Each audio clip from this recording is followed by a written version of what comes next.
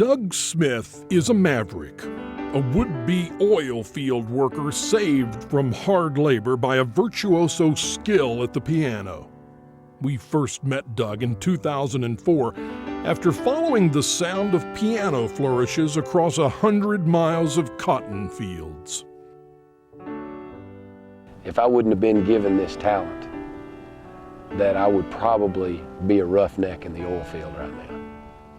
There's a lot of truth to that. I mean, I can't imagine what my life would be without a piano and without music. After our first trip to Petersburg, we left Doug confident that music was alive and well in the Dust Bowl.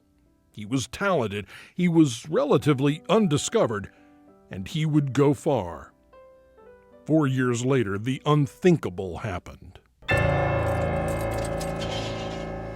Well, make a long story short, out there on that two-lane West Texas road, I fell asleep behind the wheel. When I woke up, I was upside down. I was hanging upside down for about 3 hours before they found me. And when they found me, obviously, you know, I had to get into the helicopter with some assistance and go to the hospital, which they operated on me, saved my life. My name is Nevin Baldwin. I'm a neurosurgeon at Covenant Medical Center, and happened to be the doctor on call the night of Doug's accident. And he arrived in the trauma room with a spinal injury. Initially, he had essentially no movement in his hands. Doug, what would you do if you didn't play the piano? Die.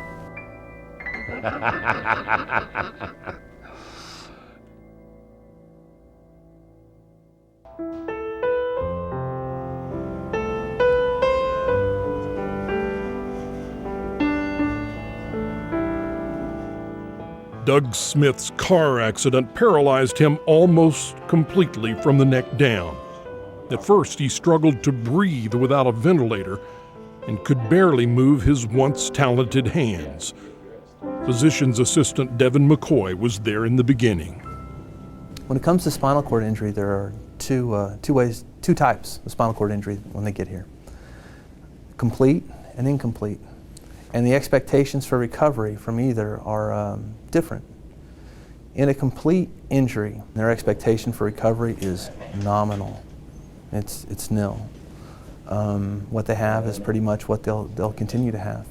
When Doug came in, he was a complete spinal cord injury. This is electric stimulation, gentlemen. Through all the pain of rehab and emotional torture of paralysis, Doug never quit thinking about the piano. Oh, I was thinking about it every day, the whole time. Well, from the time it happened to me, I was thinking about it. How? You're going to play again, or I wish I could play again, or I'm never going to play again, or what?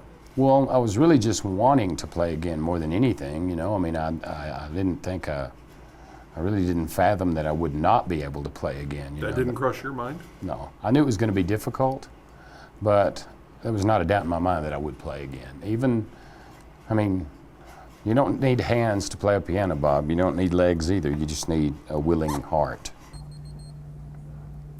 It's not moving on the underside at all. Let me try something. What do you call that? What do you call it on the... Flexors? Flexors, yeah. In the years following his accident, Doug made a total commitment to recovery. Modern science and hard work have gradually returned some fine finger control, and incredibly, Doug has returned to the studio.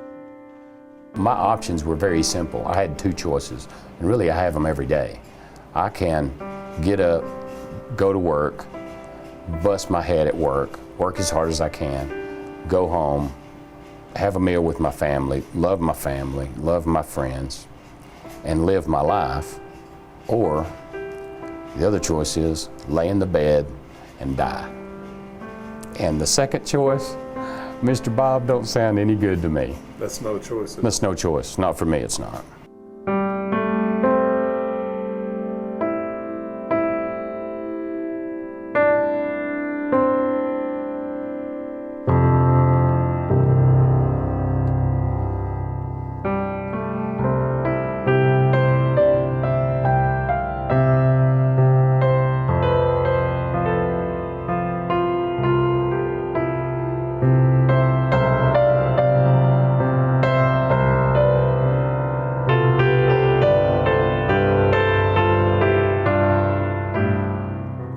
Doug Smith plays Amazing Grace from his wheelchair, the room reverberates with emotion.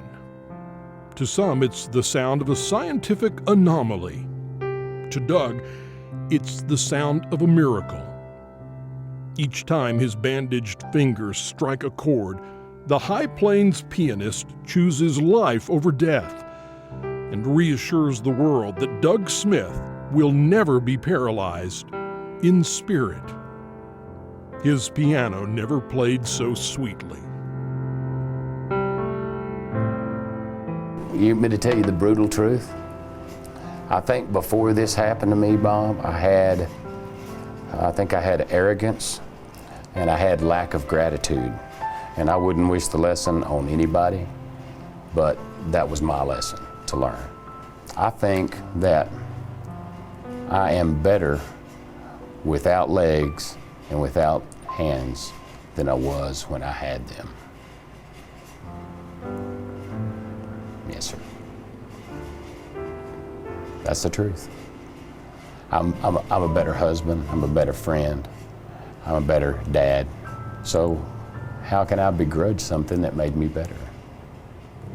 I wouldn't wish it on you or anybody else, but for me, it's been a blessing. I have to accept it as that.